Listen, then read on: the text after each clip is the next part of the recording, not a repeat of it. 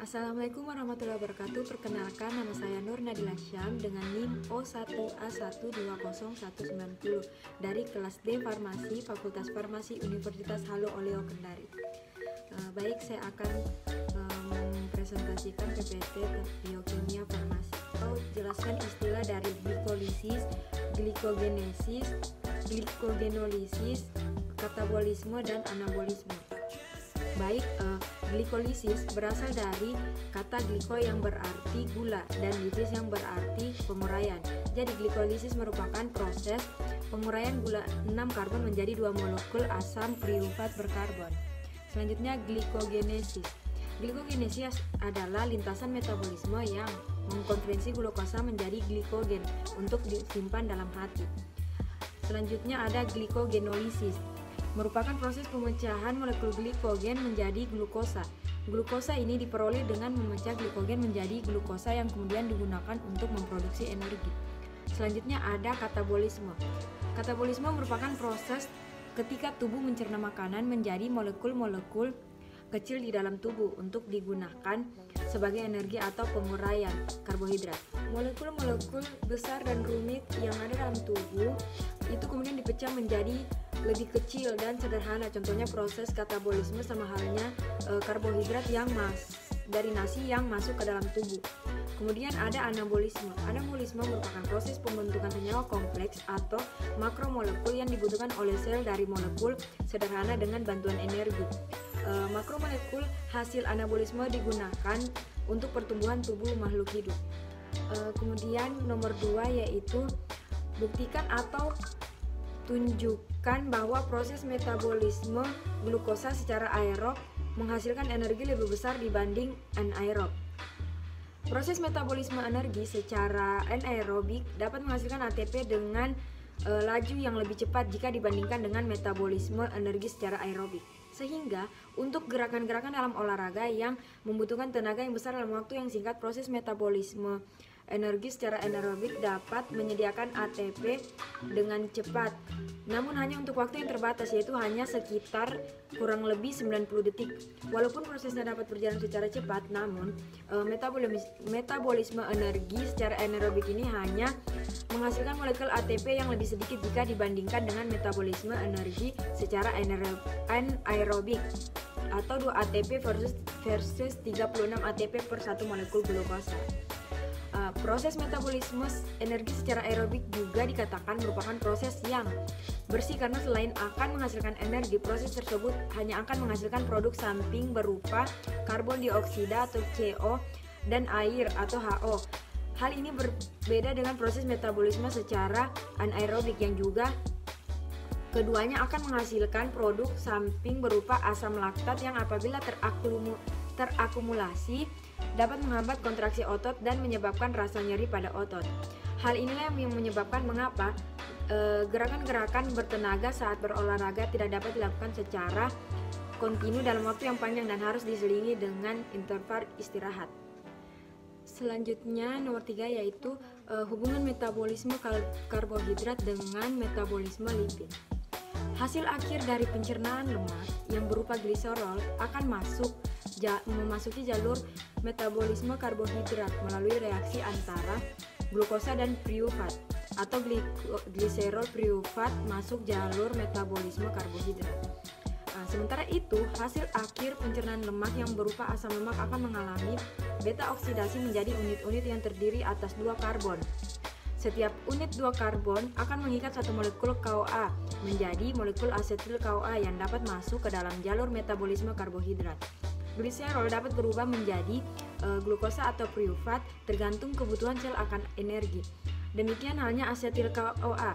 Jika sel tidak membutuhkan energi atau kebutuhan energi masih atau sudah cukup, maka asetil KOA yang berasal dari beta oksidasi akan disintesis kembali menjadi komponen lemak.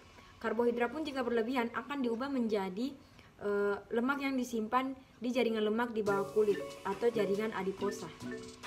Selanjutnya yaitu tunjukkan bahwa energi dihasilkan dari metabolisme lemak lebih tinggi daripada energi yang diperoleh dari metabolisme karbohidrat.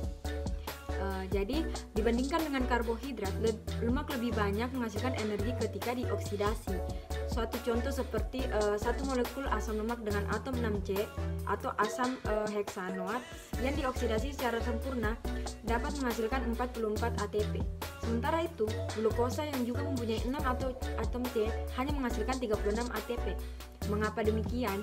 Karena asam lemak akan memasuki siklus Krebs setelah diubah menjadi asetil CoA melalui reaksi beta oksidasi. Lalu sedangkan metabolisme karbohidrat lazimnya penguraiannya itu satu molekul glukosa yang melalui respirasi aerob, berarti yang melibatkan glikolisis dan siklus Krebs atau siklus asam sitrat yang menghasilkan sekitar 33 hingga 35 ATP. Dapat kita lihat pemecahannya itu penguraian anaerob melalui glikolisis menghasilkan 8-10 ATP, sedangkan respirasi aerob melalui siklus Krebs itu menghasilkan 25 ATP. Selanjutnya yaitu kita akan membahas tentang penyakit atau gangguan terhadap metabolisme karbohidrat. Salah satu contohnya yaitu Gaucher atau biasa juga disebut dengan Gaucher disease. Gaucher ini merupakan kelainan atau cacat lahir bawaan yang terjadi akibat penumpukan zat berlemak tertentu pada organ tubuh, terutama limfa dan hati. Hal ini menyebabkan organ tubuh menjadi lebih besar dari ukuran yang seharusnya, bahkan berpengaruh pada fungsi organ tersebut. Zat berlemak yang terkait dengan penyakit Gaucher juga dapat menumpuk pada jaringan tulang.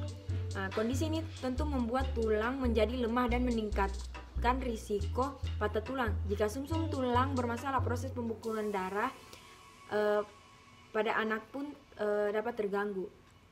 Kemudian penyebab dari timbulnya penyakit ini yaitu disebabkan oleh kurangnya enzim glukocerebrosidase yang diproduksi tubuh. Enzim ini bertanggung jawab untuk memecah zat kimia pada tubuh. Jika tubuh mengalami kekurangan enzim glukocerebrosidase, tubuh tidak dapat memecah lemak dengan baik sehingga lipid menumpuk di sekitar organ tubuh.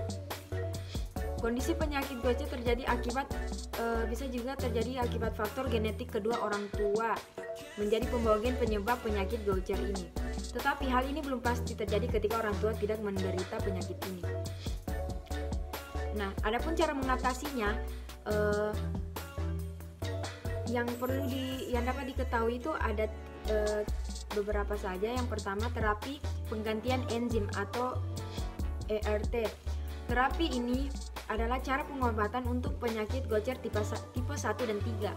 Anda akan menerima dosis enzim intravena setiap 2 minggu untuk meningkatkan kadar glukocerebrosidase.